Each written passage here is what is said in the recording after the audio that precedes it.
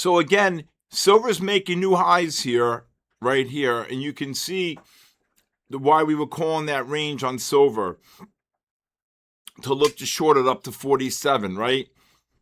28 up to was it 30 up to 47 on the silver.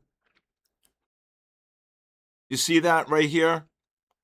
And this is what happens because you can see the MACDs are non-confirming on the highs here, right? So if you see this here, it's a non-confirmation, and silver drops from what, 35 all the way down to 70. Oof, 66. That's a monster drop right here. I'm so glad so many of you, look at this.